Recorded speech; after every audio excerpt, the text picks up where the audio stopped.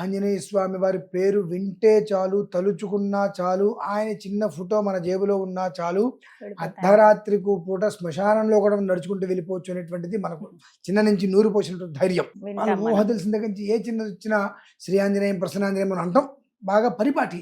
ఎందువలనంటే సర్వభూత గ్రహ పిశాచ మండలాలన్నిట్లని కూడా కేవలం కూడా కనుచూపుతోటే అలా నెరవేర్చేటువంటి వాడు ఆంజనేయ స్వామి వారు. అయితే ఇప్పుడు ఈ మే 12 అని చెప్పి ప్రతి సంవత్సరము కూడా హనుమత్ జయంతి వస్తున్న. దీనికి ఎందుకు ఇంత ప్రాముఖ్యత వస్తుంది అంటే మీరందరూ కూడా చూసేటువంటిది మంగళవారం వస్తుంది, పూర్వభద్ర నక్షత్రము, వైశాఖ బహుళ దశమి అంటారు.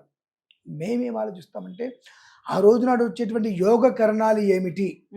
వైధృతి యోగం, విష్టికరణం, భవకరణం అని వస్తాయండి. దీనికి మూలం ఏమిటి అంటే ప్రతి మనిషికి ఏదో ఒక సమస్య వస్తూ ఉంటుంది.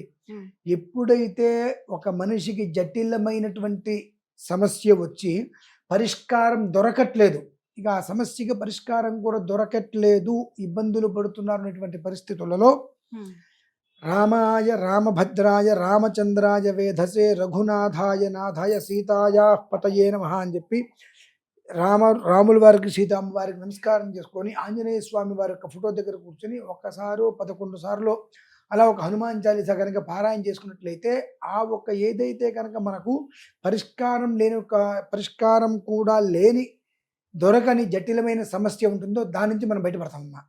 మామూలుగానే ఏ రోజైనా సరే.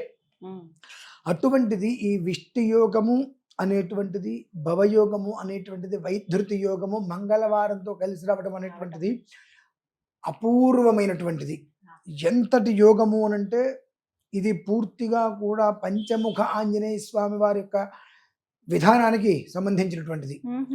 మామూలుగా మనం ఆంజనేయ స్వామి వారికి చేసేటువంటి ప్రక్రియ ఎలా అయితే ఉంటుందో దానితో పోలిస్తే కొన్ని కోట్ల ఫలితం వస్తుందమ్మా.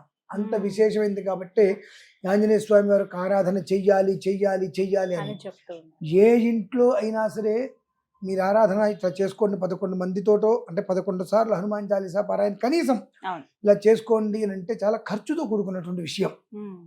అది దృష్టిలో ఉంచుకొని అందరినీ ఒకే వేదిక మీద కనుక కూర్చోబెట్టగలిగితే 5,000 మంది అని అనుకున్నాం, కనీసం ఒక 2,000 మందో 3,000 మందో వచ్చి కనుక చేసినట్లయితే 27 సార్లు 27 నక్షత్రాలు ఏవైతే ఉన్నాయో ఆ ఒక నక్షత్ర విధానాన్ని అనుసరించి 27 సార్లు కనుక మనిషి పారాయణ చేసినట్లయితే ఒక 2,000 మంది వచ్చారనుకుందాం. ఎన్ని లక్షల సార్లు అవుతుందమ్మా?